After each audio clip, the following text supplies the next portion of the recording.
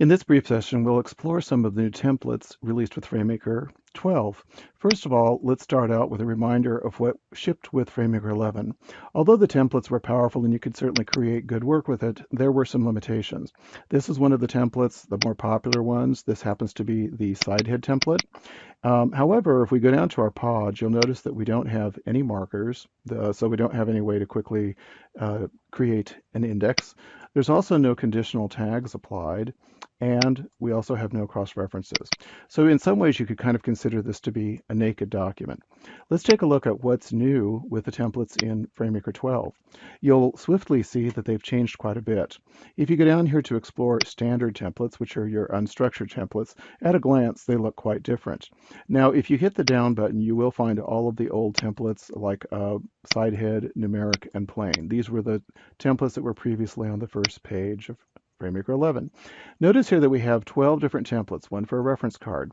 And then we've got 5 templates for a parts catalog project, including a cover, table of contents, section, index, etc. And you'll also see that if we go down to a user guide, we have an appropriate color, cover, contacts even, and in addition to the index, we have quite a nice chapter that's got a lot of content in it. Here it actually gives you information on it and tells you how to create some of the content. So I'm going to say show sample. And one thing that's quite different is, unlike the old templates, the content is no longer in Latin. You'll notice it's actually in English. Also notice at a glance, just clicking here, I can discern that this is a cross-reference because all of the text selects at one time. In fact, if I go back down to the pods at the bottom, we'll discover that there are a number of cross-references built into this sample. We'll also see that there are a number of markers as well. Here you can see there's a decent amount of index markers.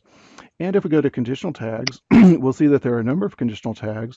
And we'll also soon discover, collapsing the pod, that as we transit through this pre-populated template, that quite a bit of conditional text has already been applied. We can tell it's conditional text because the text is in color.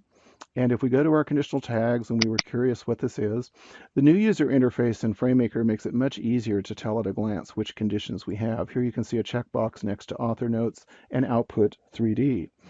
If we go a little further down, we'll discover some other conditions as well. This particular one has output 3D. And the reason that's there is that the template actually comes with something very exciting. It actually has some 3D artwork that's perfect for creating PDF files with rich content that you can manipulate. And below that, we'll find that there actually is a video inserted in this file so that we could actually publish this out to responsive HTML, for instance, one of our new online formats, and actually see this rocket go into action. So we can see that there's really quite a bit of useful information included in the template itself.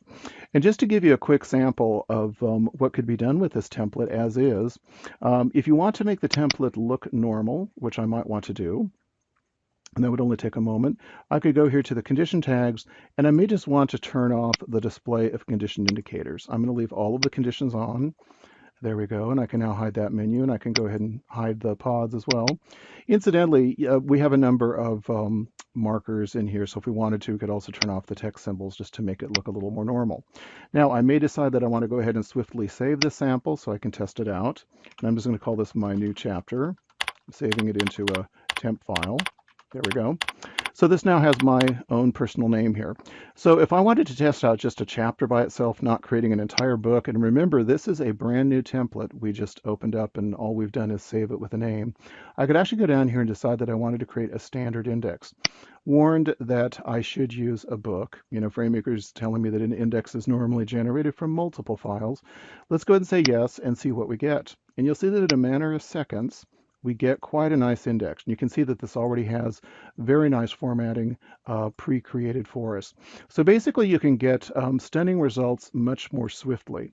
If you watch our subsequent videos about templates, you'll be able to see what type of publish results we can get.